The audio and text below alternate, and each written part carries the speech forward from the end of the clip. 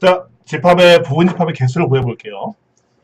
아까 얘기했잖아요. 부분집합이라는 것은 그 집합의 원소를 이용해서 만든 집합이에요. 그렇다면 여기 있는 우리 경우의 수를 한번 이용해 볼게요. 경우의 수를 따져볼게요. 여기 있는 원소 중에서 원소를 넣을까 말까를 고민하는 경우로 구할 수가 있어요. 무슨 얘기냐면요. A의 부분집합이 B라는 부분집합이 있어요. 그 집합에 A1을 넣을 수도 있고 넣지 않을 수도 있어요. 넣을 수도 있고 넣지 않을 수도 있어요. 두 가지 경우죠. 그러니까 경우의 수가 두 가지예요. 두 번째 거를 넣을 수도 있고 넣지 않을 수도 있어요. 그런데 보세요. 얘가 넣고 넣지 않고, 그러니까 넣고에 두 개를 곱해야 되는 거죠. 넣지 않고 넣지 않고 마찬가지로 넣지 않고도 역시 두 가지 경우인 거죠. 즉 이 경우는 나중에 확률 통계에서 배우겠지만 연속되어 있는 경우의 수기 때문에 곱해주는 거예요. 연속해서 고르는 거기 때문에 곱해줘요. 2 곱하기 2가 됐죠. 마찬가지로 세 번째 원소도 들어갈지 안 들어갈지를 모르기 때문에 2를 곱해주는 거죠.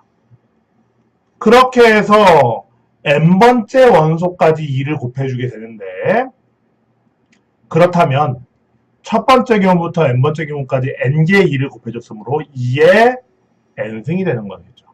그래서 부분집합의 개수는 2의 n승이에요. 여기 개수라는 말이 빠졌네요. 부분집합의 개수를 구하면 2의 n승이에요. 그럼 진부분집합은 무엇이냐? 이 중에서 어때요? 이 중에서 진부분집합 한 개 있죠. 자기 자신이요. 그럼 진부분집합의 개수는 부분집합의 개수인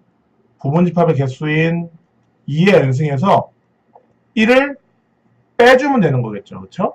세 번째, 특정 원소를 만약에 포함한다. 1과 2와 3을 포함한다고 생각해 봅시다. 그럼 넣을까 말까를 고민해 줄 필요가 없죠. 세 개의 원소에 대해서는 넣을까 말까를 고민해 줄 필요가 없으니 원래는 2를 n번 곱해야 되는 거였는데 2를 n-3번 곱하면 되는 걸로 바뀌어버리겠죠.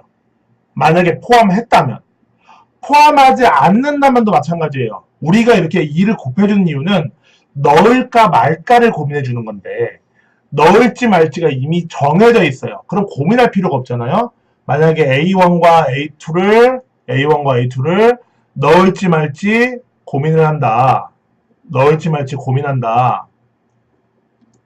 넣을지 말지, 다시 죄송합니다. A1과 A2를 포함하지 않겠다. 그럼 고민할 필요가 없어요. 두 개는. 그럼 뭐가 되겠어요? 2의 n-2승이 되겠죠. 자, 다시 한번 강조할게요.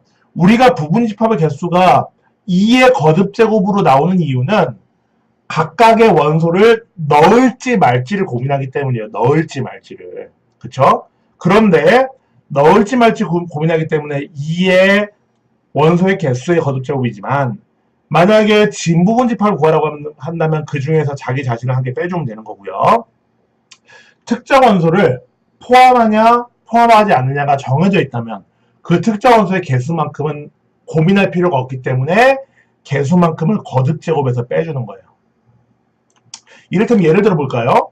1부터 100까지 원소를 이용해서 자연수를 이용해서 부분집합을 만들 거예요. 그럼 뭘까요? 근데 그 중에서 2의 배수는 안 넣고 싶대. 2의 배수가 50개잖아요. 그럼 뭐예요? 2의 그냥 50승인 거예요. 5의 배수를 안 넣고 싶어. 5의 배수가 20개잖아요. 그러면 2의 80승인 거예요. 왜냐면은 원래는 100개의 자연수를 넣을지 말지를 고민했어야 되는 건데 2의 배수의 경우는 50개는 이미 넣지 않는 거고 5의 배수의 경우는 20개는 이미 넣지 않게끔 정해졌잖아요. 고민을 할 필요가 없어지는 거죠.